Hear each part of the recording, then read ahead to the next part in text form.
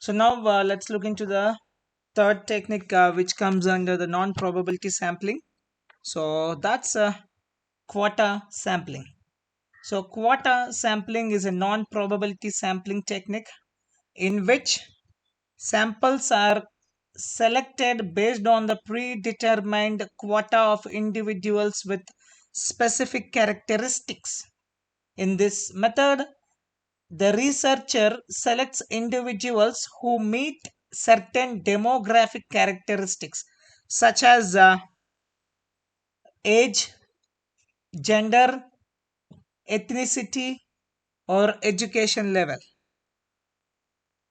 So that's what happens here. So the researcher selects individuals who meet certain demographic characteristics such as age, gender, ethnicity, or education level.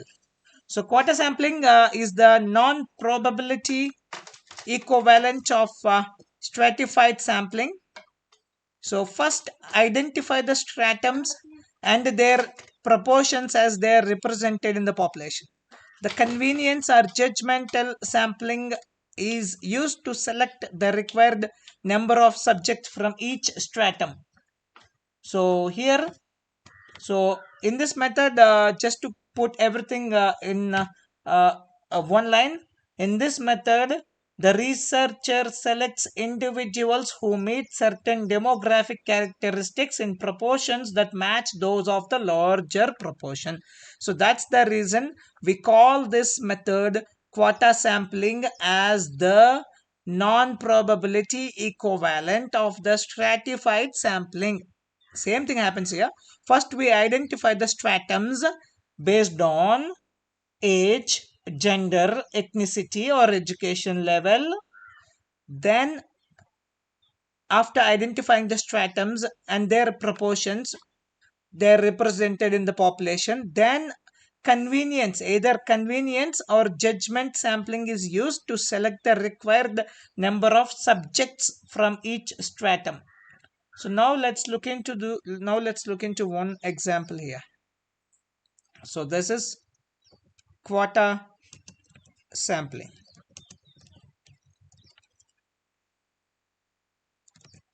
So suppose a market research company wants to conduct a survey to measure the opinions of consumers about a new product.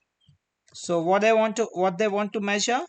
To measure survey to measure the opinions of consumers about a new product. Okay, that's what they want to do. Now the company decided to use quota sampling to select the participants for the survey.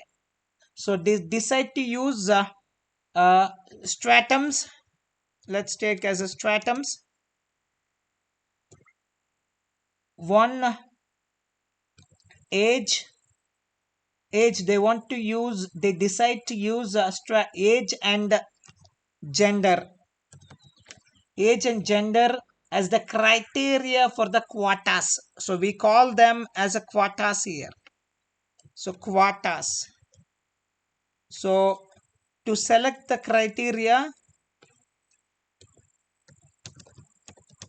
to select the quotas, so the following are the variables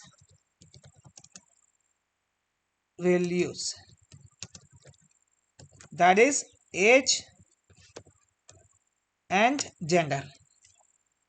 Okay. So then once you have decided the criteria to select quotas, so now so once that is done, now we want to ensure that they have an equal number of participants from each age and gender group. So now we will set up the quotas as follows. Now let me go for the quotas. So quotas, the first quota. So we'll set up the quotas as follows: 50% of male and 50% of female, with 25% of each gender group in the age range. Let me put one. So quota 1, that's a Q1, is equal to the age bracket. Let me put it here. So quotas and age and gender. So quota 1, I'll go for the age bracket of 18 to 24. This is the quota 1. Obviously we'll have 50% of male and 50% of female. And second, quota 2, the age bracket 25 to 34, and same applies, 50% of male and 50% of female. Then quota 3, 35 to 44, and same applies. And quota 4, 45 and above. 45 and above. Just put 45 plus. And same applies.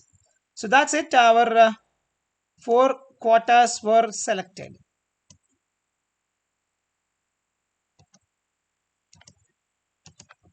That's it.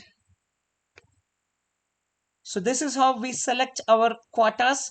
Now the researchers then select individuals who meet the quotas until they have enough participants for the survey. So this sampling technique is useful when the researcher wants to ensure that the sample reflects the demographic characteristics of the large population. However, it's important to note that quota sampling it's important to note that quota sampling is still a non-probability sampling technique, and the sample may not be representative of the population. Additionally, this method may introduce bias if the quotas are not set appropriately or if the sample selection is not random. In general, quota sampling can be useful technique when used appropriately and when the quotas are set based on the relevant demographic characteristics. However, it's important to be aware of its limitations and potential biases.